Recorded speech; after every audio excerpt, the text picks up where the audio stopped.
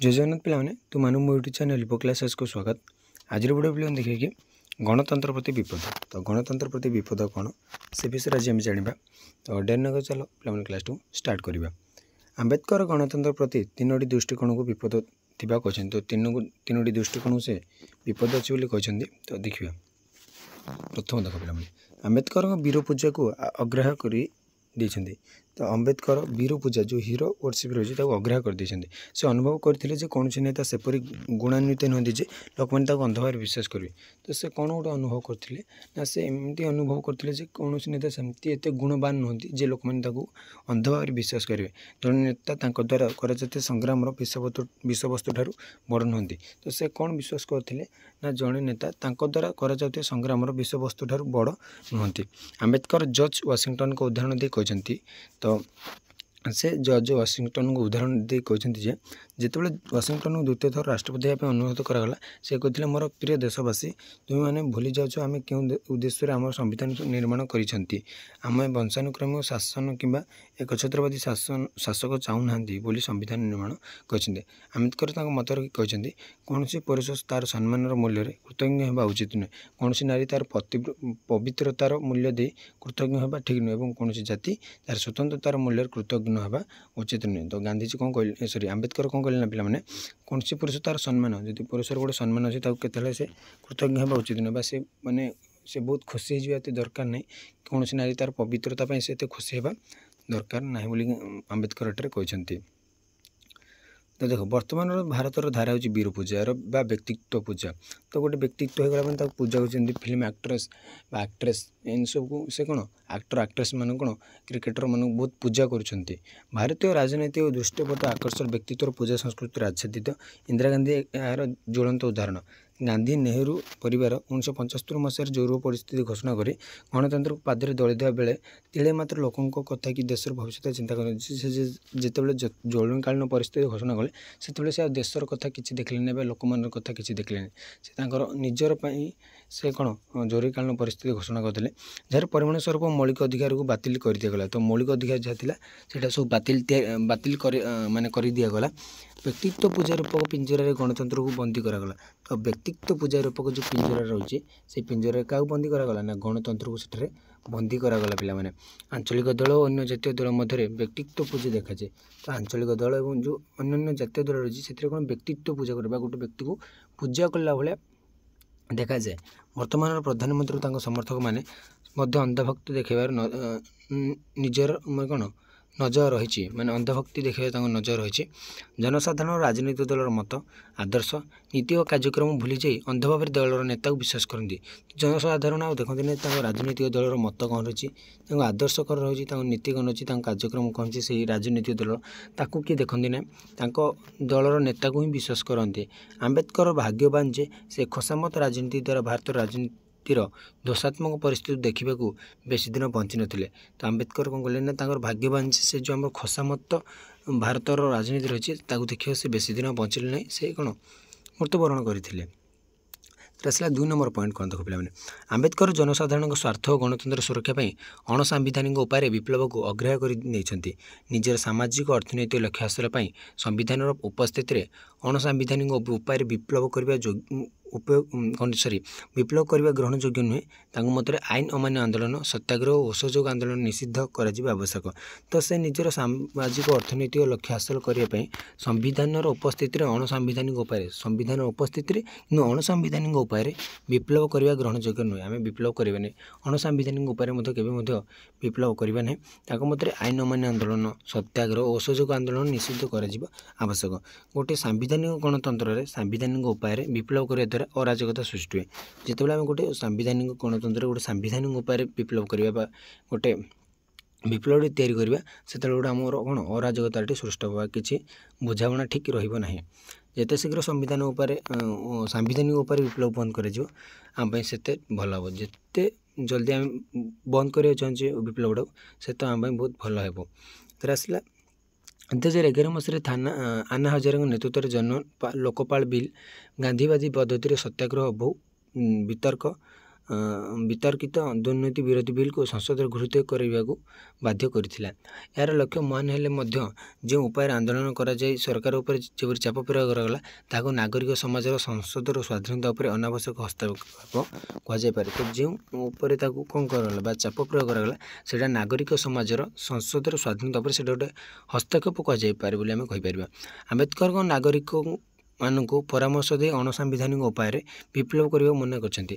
ତ ଆମ୍ବେଦକର କ'ଣ ନାଗରିକମାନଙ୍କୁ ପରାମର୍ଶ ଦେଇ କହିଛନ୍ତି ଯେ ଅଣସାମ୍ବିଧାନିକ ଉପାୟରେ ବିପ୍ଳବ କରିବାକୁ ମନା କରିଦେଇଛନ୍ତି। ଏପରି ଗାନ୍ଧୀବାଦ ପଦ୍ଧତିକୁ ମଧ୍ୟ ଅଗ୍ରାହ୍ୟ କରିଦେଇଛନ୍ତି। ଆମ୍ବେଦକର ଆରିଷ୍ଟଟଲଙ୍କ ପରି ବିପ୍ଳବର କାରଣ ଖୋଜି ନାହାନ୍ତି। ତ ଆରିଷ୍ଟଟଲ ଯେମିତି ଗୋଟେ ବିପ୍ଳବର କାରଣ ଖୋଜି ନାହାନ୍ତି ତ ସେମିତି ମଧ୍ୟ ଆମର କ'ଣ ଆମ୍ବେଦକର ସେମିତି କିଛି କାରଣ ଖୋଜି ନାହାନ୍ତି। ଆରିଷ୍ଟଟଲ ତାଙ୍କ ରାଜନୀତି ତତ୍ତ୍ୱରେ ବିପ୍ଳବ ରୋକିବା ପାଇଁ ବିଭିନ୍ନ ପଦକ୍ଷେପ ନେବାକୁ ଶାସକଙ୍କୁ ପରାମର୍ଶ ଦେଇଛନ୍ତି, କିନ୍ତୁ ଆମ୍ବେଦକର ଶାସକମାନଙ୍କୁ ସେପରି ପରାମର୍ଶ ଦେଇନାହାନ୍ତି ବା ପରାମର୍ଶ ନେଇନାହାନ୍ତି। ତ ଆରିଷ୍ଟଟଲ ତାଙ୍କ ରାଜନୀତି ତତ୍ତ୍ୱରେ ବିପ୍ଳବ ରୋକିବା ପାଇଁ ବିଭିନ୍ନ ପଦକ୍ଷେପ ନେବାକୁ ଶାସକଙ୍କୁ ପରାମର୍ଶ ଦେଇଛନ୍ତି। ସେ ପରାମର୍ଶ ଦେଇଛନ୍ତି କିନ୍ତୁ କିଏ ଆମର ଆମ୍ବେଦକର କିଛି ପରାମର୍ଶ ନେଇନାହାନ୍ତି। ତାର 3 ନମ୍ବର ଦେଖ ପିଲାମାନେ, ଆମ୍ବେଦକରଙ୍କ ମତରେ ଗଣତନ୍ତ୍ର ପ୍ରତି ଅନେକ ବିପଦ ହେଉଛି ଜନସାଧାରଣ ବା କିମ୍ବା ଜାତି। ରାଜନୈତିକ ଗଣତନ୍ତ୍ର ସନ୍ତୁଷ୍ଟ ହେବା ତାଙ୍କ ମତରେ ଅର୍ଥନୈତିକ ଓ ସାମାଜିକ ଗଣତନ୍ତ୍ର ବିନା ଖାଲି ରାଜନୈତିକ ଗଣତନ୍ତ୍ର ହାସଲ କରିବା ଅର୍ଥ ବିପଦ ଗ୍ରହଣ କରିବା। ତ ଆମେ ଅର୍ଥନୈତିକ ଓ ସାମାଜିକ ଗଣତନ୍ତ୍ର ବିନା ଖାଲି ରାଜନୈତିକ ଗଣତନ୍ତ୍ର ହାସଲ କରିଦେଲେ ସେଇଟା ହେଉଛି ବିପଦକୁ ଆମେ ଆହ୍ୱାନ କରୁଛେ। ଗଣତନ୍ତ୍ର ସାଧାରଣତଃ ଜନତାକୁ ସମାନତା, ସ୍ୱତନ୍ତ୍ରତା, ଭାତୃତ୍ୱ ଭାବ ନିଶ୍ଚିତ କରିବା ଆବଶ୍ୟକ। ତ ଗଣତନ୍ତ୍ରଟା କ'ଣ ନା ସାଧାରଣତଃ ଜନତା ସମାନତା, ସ୍ୱତନ୍ତ୍ରତା ଏବଂ ଭାତୃତ୍ୱ ଭାବଟା ରହିବା ଦରକାର। ଭାତୃତ୍ୱ ଭାବଟା ନିଶ୍ଚିତ କରିବା ଦରକାର। ତେଣୁ ଏକ ରାଷ୍ଟ୍ର ସାମାଜିକ ଗଣତନ୍ତ୍ର ପାଇଁ ସଦା ଚେଷ୍ଟିତ ରହିବା ଆବଶ୍ୟକ ଏବଂ ଏହା ଏକ ଜୀବନଶୈଳୀ। ତ ସେଥିପାଇଁ ଗୋଟେ ରାଷ୍ଟ୍ର ସବୁବେଳେ ସାମାଜିକ ଗଣତନ୍ତ୍ର ପାଇଁ ସବୁବେଳେ ଚେଷ୍ଟା କରିବା ଆବଶ୍ୟକ ଏବଂ ଏଇଟା ରହିବା ଦରକାର ବା ଏଇଟା ଗୋଟେ ଜୀବନଶୈଳୀ ହେବା ଦରକାର। ଯେଉଁଠାରେ ସାମାଜିକ ଗଣତନ୍ତ୍ର ନିଶ୍ଚିତ କରାଯାଏ ସେଠାରେ ସାମାଜିକ ଅର୍ଥନୈତିକ ଅସମାନତାଟା ନଥାଏ। ତ ଯେତେବେଳେ ପିଲାମାନେ କ'ଣ ନା ଆମର ସାମାଜିକ ଗଣତନ୍ତ୍ରଟା ସଦା ଚେଷ୍ଟିତ ରହିବା ଆବଶ୍ୟକ, ଯେତେବେଳେ ଏଇଟା ସାମାଜିକ ଗଣତନ୍ତ୍ର ନିଶ୍ଚିତ ହୋଇଥାଏ ସେତେବେଳେ ସାମାଜିକ ଅର୍ଥନୈତିକ ଅସମାନତାଟା ନଥାଏ। ଯଦିଓ ଭାରତ ସାମାଜିକ ନ୍ୟାୟ ପାଇଁ ପ୍ରଚେଷ୍ଟା କରୁଛି ତଥାପି ଏହାର ଅଦ୍ୟାବଧି ଲକ୍ଷ୍ୟ ହାସଲ କରିପାରି ନାହିଁ। ଆମ୍ବେଦକର ଭବିଷ୍ୟବାଣୀ କରି କହିଥିଲେ ଯେ ଯେଉଁ ରାଜନୈତିକ ଗଣତନ୍ତ୍ର ସାମାଜିକ ଗଣତନ୍ତ୍ର ହାସଲ ବିଫଳ ସେପରି ଗଣତନ୍ତ୍ରକୁ ଉଚ୍ଛେଦ କରିବା ଶ୍ରେୟସ୍କର ଅଟେ। ତ ଯେଉଁ ରାଜନୈତିକ ଗଣତନ୍ତ୍ର ସାମାଜିକ ଗଣତନ୍ତ୍ର ହାସଲ କରିପାରିଲା ନାହିଁ ସେଭଳି ଗଣତନ୍ତ୍ରକୁ ଆମେ ଉଚ୍ଛେଦ କରିଦେବାଟା ସବୁଠାରୁ ଭଲ ହେବ। ଭାରତ ରାଜନୈତିକ ନେତୃତ୍ୱ ବଦଳରେ ନୈତିକ ନେତୃତ୍ୱର ଆବଶ୍ୟକତା ଅନୁଭବ କରେ ଯାହା ଭାରତରେ ବାସ୍ତବ ଗଣତନ୍ତ୍ର ପ୍ରତିଷ୍ଠା କରି ଭାରତୀୟ ସଂସ୍କୃତିକୁ ପୁନଃ ଜାଗୃତ କରିପାରିବ। ତ ଭାରତ ରାଜନୈତିକ ନେତୃତ୍ୱ ବଦଳରେ ନୈତିକ ନେତୃତ୍ୱର ଆବଶ୍ୟକତା ଅନୁଭବ କରେ ଯାହା ଭାରତର ବାସ୍ତବ ଗଣତନ୍ତ୍ର ପ୍ରତିଷ୍ଠା କରି ଭାରତୀୟ ସଂସ୍କୃତିକୁ ପୁନଃ ଜାଗୃତ କରିପାରିବ। ଭାରତ ବିଶ୍ୱର ସର୍ବବୃହତ୍ତର ଚଳନଶୀଳ ଗଣତନ୍ତ୍ର ଯାହା ରାଷ୍ଟ୍ର ସମୁଦାୟ ମଧ୍ୟରେ ସ୍ୱତନ୍ତ୍ର ସ୍ଥାନ ପାଇଛି। ତ କହିବାକୁ ଗଲେ ଭାରତ ସବୁଠାରୁ କ'ଣ ଚଳନଶୀଳ ଗଣତନ୍ତ୍ର ରାଷ୍ଟ୍ର ଯାହାକି ସମୁଦାୟ ମଧ୍ୟରେ ଗୋଟେ ସ୍ୱତନ୍ତ୍ର ସ୍ଥାନ ପାଇଛି। ସମୟକ୍ରମେ ଆମର ଗଣତାନ୍ତ୍ରିକ ବ୍ୟବସ୍ଥା ବିବର୍ତ୍ତିତ ହୋଇ ଦୀର୍ଘ 70 ବର୍ଷ ଧରି ଶକ୍ତିଶାଳୀ ହୋଇ ଚାଲିଛି। ଦୀର୍ଘ 70 ବର୍ଷ ହେଲା ସେ ଶକ୍ତିଶାଳୀ ହୋଇ ଚାଲିଛି।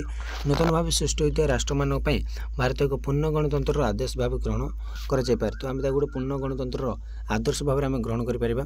ଆମ ରାଷ୍ଟ୍ର ପ୍ରତିଷ୍ଠାତାମାନଙ୍କ ଅଦମ୍ୟ ଜ୍ଞାନ ଓ ଦୂରଦୃଷ୍ଟି ପାଇଁ ସେମାନେ ଆମ ପାଖରେ ଚିର ନମସ୍ୟ ହୋଇ ରହିବେ।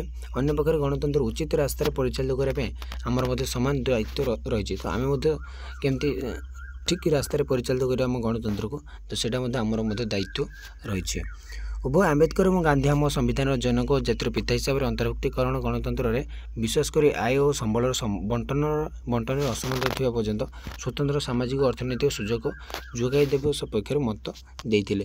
ତ ଆମେ ଯଦି ସମ୍ବଳନ ଯେଉଁ ଅସମାନତା ଥିଲା ସେହି ପର୍ଯ୍ୟନ୍ତ ଆମେ ସ୍ୱତନ୍ତ୍ର ସାମାଜିକ ଓ ଅର୍ଥନୈତିକ ସୁଯୋଗ ଯୋଗାଇ ଦେଇ ହେବ ନାହିଁ। ଗ୍ରାମାଞ୍ଚଳର ଗରିବମାନଙ୍କର ଆର୍ଥିକ ଅଭିବୃଦ୍ଧି ପାଇଁ ବର୍ତ୍ତମାନର ସରକାରମାନେ ମହାତ୍ମା ଗାନ୍ଧୀ ନିଶ୍ଚିତ ଗ୍ରାମୀଣ କର୍ମନିଯୁକ୍ତି ଯୋଜନା ବା MGNREGS ବ୍ୟାପକ କାର୍ଯ୍ୟକାରିତା ଉପରେ ଜୋର ଦେଇଛନ୍ତି। ତ ବର୍ତ୍ତମାନ ସରକାର ଯେଉଁ MGNREGS ଏଇଟା ଗୋଟେ ଅଧିକ ଜୋର ଦେଇଛନ୍ତି। ଏହା କହିବାକୁ ଦୁଃଖ ଲାଗୁଛି ଗାନ୍ଧୀଜୀ ମଧ୍ୟ ସଚେତନ ଥିଲେ ଯେ ଭାରତର ଭାଗ୍ୟ ବର୍ତ୍ତମାନ ଇଥିଓପିଆ ପରି ହେବାକୁ ଯାଉଛି। ତ ଇଥିଓପିଆ ଦେଶରେ ଯେମିତି ଭାଗ୍ୟ ଥିଲା ସେମିତି ଭାରତର ଭାଗ୍ୟ ହେବାକୁ ଯାଉଛି। କିନ୍ତୁ ଆମ୍ବେଦକର ବାସ୍ତବବାଦୀ ଚିନ୍ତାଧାରା କାର୍ଯ୍ୟାନ୍ୱିତ ହେବା ଦରକାର। ଆଧୁନିକ ଭାରତର ନିର୍ମାଣ ପାଇଁ ଗାନ୍ଧୀଜୀଙ୍କ ଦୃଷ୍ଟିଭଙ୍ଗୀ ଓ ଆମ୍ବେଦକରଙ୍କ ସ୍ୱପ୍ନକୁ ଚରିତାର୍ଥ କରିବା ପାଇଁ ବିଭିନ୍ନ ବିକାଶମୂଳକ କାର୍ଯ୍ୟକ୍ରମକୁ ଚରିତାର୍ଥ କରାଯିବା ସ୍ୱାଗତଯୋଗ୍ୟ। ଯଦି ଆମେ ସେମାନଙ୍କର ଗାନ୍ଧୀଜୀଙ୍କ ଦୃଷ୍ଟିଭଙ୍ଗୀ ଦେଖିବା ଏବଂ ଆମ୍ବେଦକରଙ୍କ ସ୍ୱପ୍ନକୁ ଦେଖିବା ତାହେଲେ ଆମ ପାଇଁ ବିଭିନ୍ନ ବିକାଶମୂଳକ କାର୍ଯ୍ୟ କରିବାକୁ ପଡ଼ିବ, ଯାହାଫଳରେ ଆମେ ତାଙ୍କୁ ସ୍ୱାଗତ କରିବା ଦରକାର ସେ କାର୍ଯ୍ୟକ୍ରମ ଗୁଡ଼ିକୁ। आंबेडकर जहाँ आशा करते वर्तमान स्वप्न से आशा करते कि वर्तमान से स्वप्न पलटि जाइए।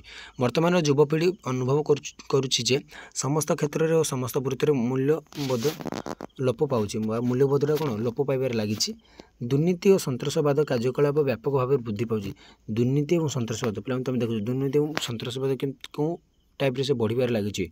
निर्वाचन अर्थबल और बहुबल प्रयोग करे राजनीति अपराधीकरण अपराधर राजनीतिकरण कर तो राजनीति अपराधी अपराधर राजनीति कर पे जातिवाद सांप्रदायिकतावाद धर्मवाद और आंचलिकतावाद भली विच्छिन्नतावादी शक्ति मैंने भारतर राजनीति को कलुषित कर आंबेडकर कहते प्रतिनिधिमूलक गणतंत्र में मूल चिंताधारा होची स्थिरता और दायित्वशीलता को गुरुत्व।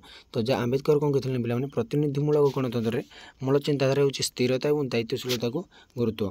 12टी पंचवर्षीय योजना पर समाज सबु वर्गर अंतर्भुक्तिकरण संभव होना। तो 12टी आम 5 वर्षीय योजना सरीगला तथापि आमर कौन सबु वर्गर अंतर्भुक्तिकरण संभव होना। यह दृष्टि संविधान अधीन संविधान मध्य रही कार्यकरी यदि गांधी नेहरू आंबेडकर भली प्रतिष्ठाता सदस्य मैंने जहाँ किसी समस्या बाहर करने आशा करते ताले संविधानिक संशोधन माध्यम आईनगत प्रशासनिक सामाजिक और अर्थनैतिक क्षेत्र में व्यापक परिवर्तन जरूरी आवश्यकता रही। तो आमको सांविधानिक संशोधन माध्यम विभिन्न प्रकार परिवर्तन आवश्यकता रही। तो आज पे क्लास 2 रखा परवर्ती क्लास देखिए समाजवाद बनाम सामाजिक न्याय सोशलिज्म एंड सोशल जस्टिस। तो देखिए कौन रोचे। जय जगन्नाथ।